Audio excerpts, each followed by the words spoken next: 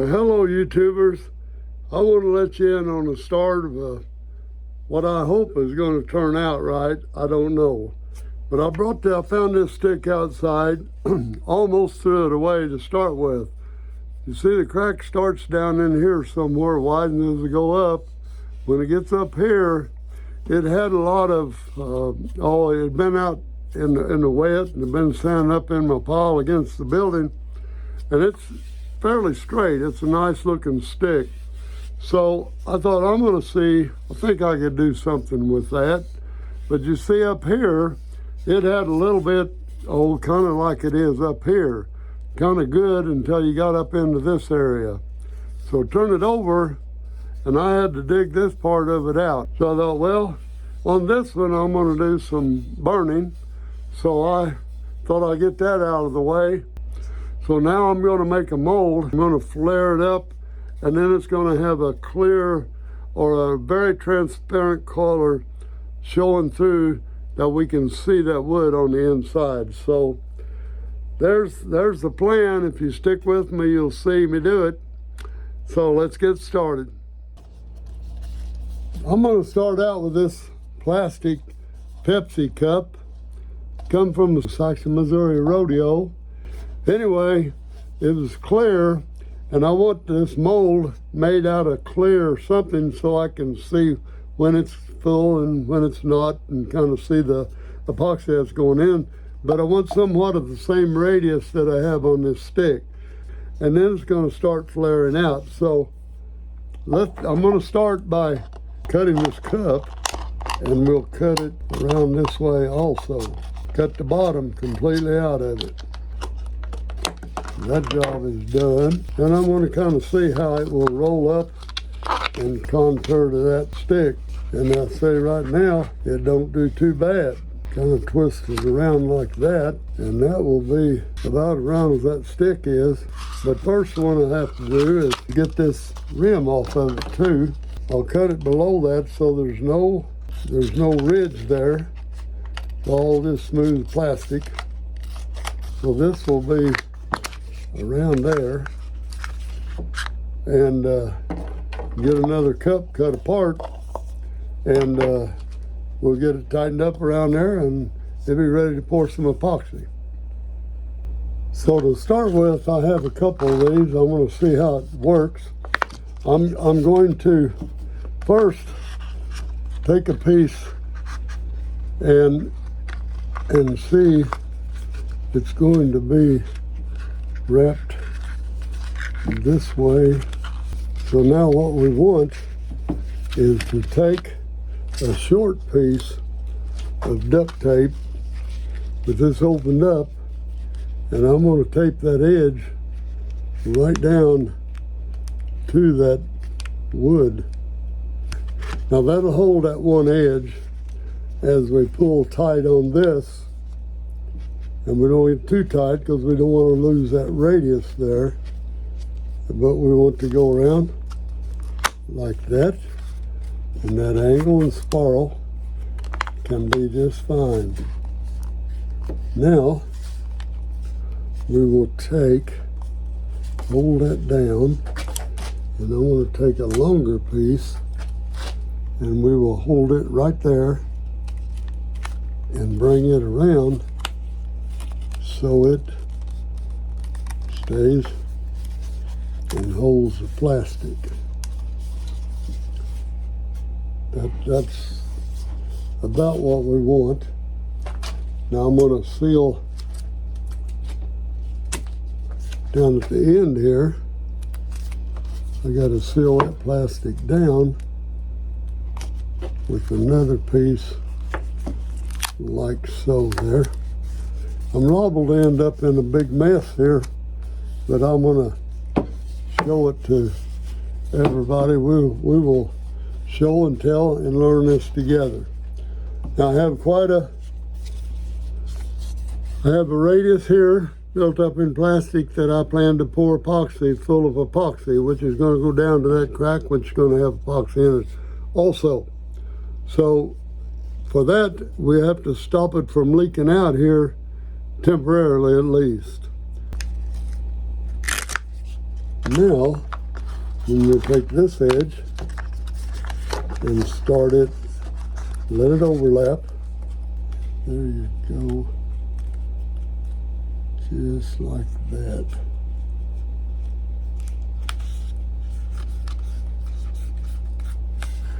Now, when this comes around, it will spiral again and take us up right near where we want to be. It's pretty good. You want that spiral tight there. Now, I'll take this piece of duct tape and we're going to go around again to hold that spiral together. Now we should be able to pour that full of epoxy and it would fill in with the nice little radius around that. We want to make sure it don't leak out here. So what I'm going to do is put a little more tape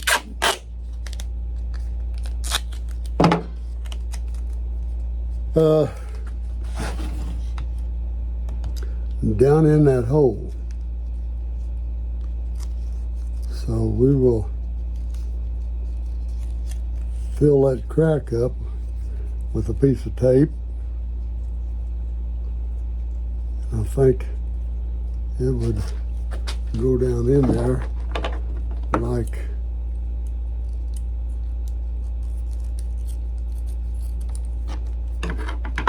we'll go down in there like that first,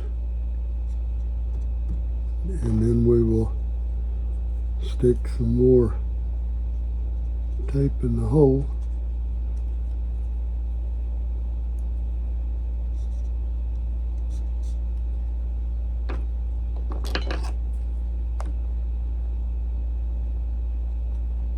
I want that to go all the way at the bottom of that hole, like right in there. And then I want to take a piece of this foldy here,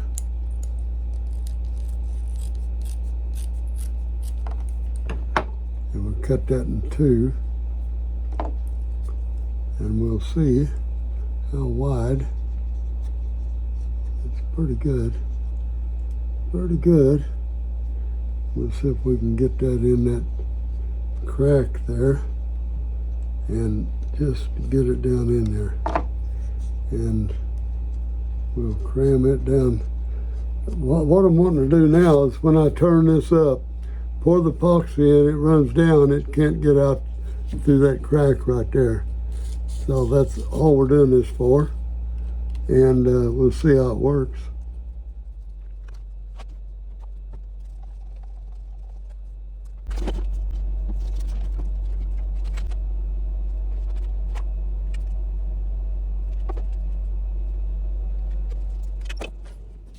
Well, here we go. It's the next day. Time to open this thing up and see what it looks like. We only stuck to a rubber glove a little bit. Move the camera down to where we can all see what we got here. Can pretty much see that now. Let's first cut this open. The duct tape seals her up pretty good. Anyway, let me get this tape off and we'll be back in a little bit. I got to cut all this off. What I'm going to try to do now is smooth this out again, and we'll take another look at it and see what we got to do. 150 grit sandpaper.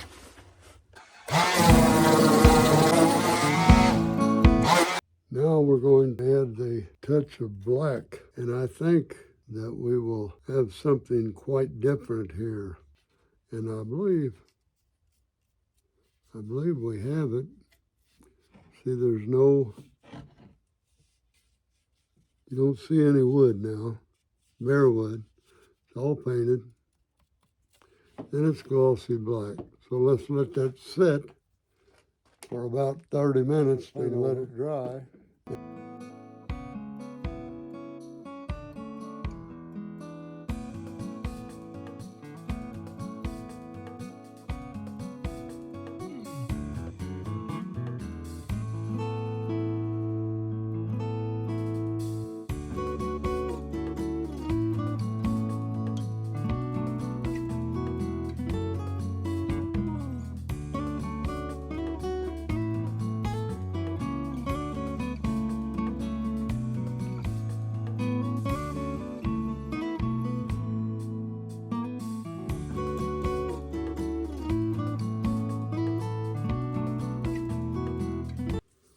Now we see here the biggest part of the run over has been sanded off of this. Now we're going to clean that up a bit more, and then we're going to start the process of fine sanding, going all the way from 120 up through 800 or so to get that all cleaned up the way we want it.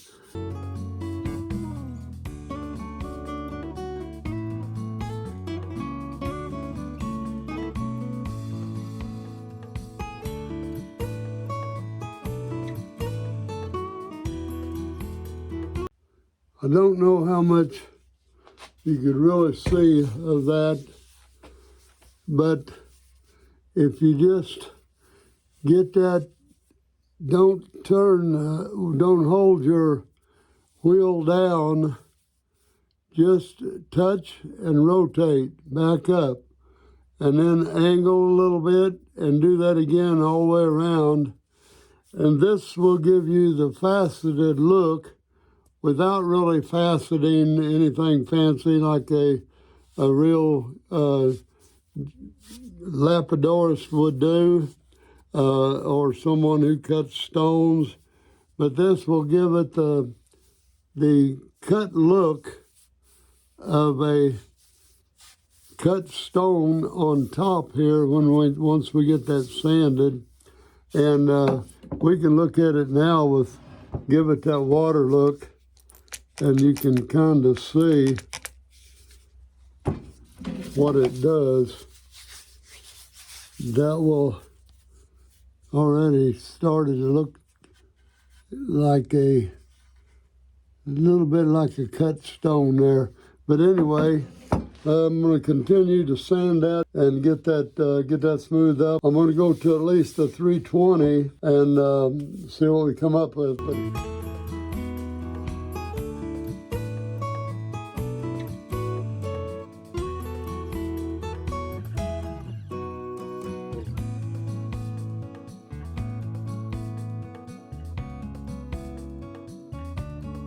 I've wet sanded to 800, and you can see I'm starting to get some transparency now. I have a polish of my own mixture. I use canola wax, some beeswax, some mineral oil, and also put some diatomaceous earth in this to make my paste. And in certain amounts, I've experimented around with this and that to come up with my own formula that works very well. Now, the shine is the same thing, but it's without the diatomaceous earth. And what I'm going to do is put a little bolt on it, and you just you get some on your cloth and you put it on your whatever you're doing. You get it coated real good. So we got a good coat of wax on top of that. Then next I use my drill gun with a buffing wheel. Now these buffing wheels, I have one that's dedicated to the polish. The other wheel is dedicated to the shine, because if you don't do that, you'll never get the shine you want, because you've got a little diatomaceous earth left in the polish, and it will actually prevent the shines.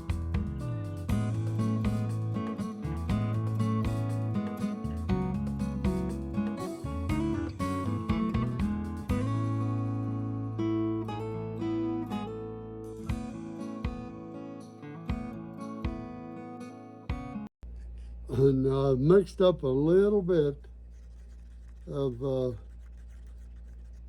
resin now. Now we'll fill that up as much as we can. If it does run down a little, we'll sand it off. And I'm going to pour this, and I'll just pour it on the run here, right out of the cup. But we'll wipe that. Now that'll minimize the sanding, and we've also, you see what we've done, we filled these burns that we made. Nothing like the effects of lightning on this wizard stick, wizard staff, maybe, I don't know, coming out here on this crack deal here. Not too bad. Well, here's what we look like the next morning here. That is all covered up now and dried. That's where we poured the epoxy yesterday. I'm going to get that all cleaned up now and we'll be ready to go in the final finish. Now I wiped this all down good with mineral spirits, and then I laid some paper towels, a double row across my table here so as to keep all the dust away. And then the next step is I'm going to mix some epoxy and do the rubber glove epoxy application. Here I've mixed half a shot each, and it's measured out 50-50. And I've got my cups as usual. I like using paper cups because I can squeeze them together and turn them upside down. That allows the whole contents of each to get in the cup. And we start stirring at least 2 minutes, and then we'll be back and I'll show you how it's applied. Okay, I've got this all stirred up now, and I want to share with you the application that we're doing. The way I do it, with the rubber gloves, a fresh new pair of rubber gloves, I have used mineral spirits, or sometimes I use denatured alcohol. Make sure I wipe this down good, get all the dust off of it. After sanding, that's a good thing to do. Now, what I want to do is just pour out some of this in my glove, pour out a little bit and start wiping.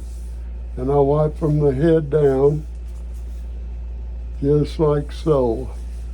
And that will give this just a nice all-around glass finish. And as I go, sometimes I have to lay it down, at least to start with. Give me another handful. I want to make sure I get the whole stick covered really good. So I'll squeeze it now, start squeezing down. You don't need a heavy coat. You just need to make sure you got all the bubbles rubbed out of it and you've got it covered really well. That's almost half the stick already, and you don't want to have it dripping, so like I say, I just put a handful on there and then I can squeeze it down and go all the way to the tip. I'm going to cut one end of this off, so I don't have to worry about going all the way down on this one in particular. But you see, I'm going down a plenty here. Now I'm going to rub it down this way because it's going to hang upside down to dry. So now you just go down the stick like this, go all the way down, and that rubs what may run down and accumulate and drip off has been pushed out. That's so long that you have to take it in another room and hang it on your hook, hang it up, and then give it one final rub down, hang it while it's hanging, and you have it. And we'll wait, and just like that, we'll be back. It'll be dry in the morning, and we'll take a look at it. And we're about to get this project finished up. Just hang in there. Well, that's about it for this video. Time for show and tell. I have it all slicked up here now, you know, after the resin dried for 24 hours, and it's very slick, and you can see the mountain in the background with the purple landscape inside the crystal. And that's about as clear as you can get it. And you see it has a purple haze around here, and then it gets darker as it goes down. This stick almost went into the burn pile, but it turned out quite nice. And down throughout the stick, you'll see purple lightning bolts that goes around. I don't know, the last one, there's a little one up there, and it goes all around the stick, even down at the tip end of this one. That's not a run, that is filled a crevice, and it goes up, and you see it starts changing a pattern throughout, up through here and throughout here, and that's just a natural mix with some white. Well, it's a silver powder that went into the purple. I mixed a little bit of it here. Then I started mixing the lighter color of purple and see how it kind of blended there. And then I got real light up at the top, and then I let that dry overnight, and then I went ahead and poured the crystal and got it crystal clear, and then sanded and got it polished to a glossy finish. So there we have it, and about all there is left to do is say I'll see you in the next video.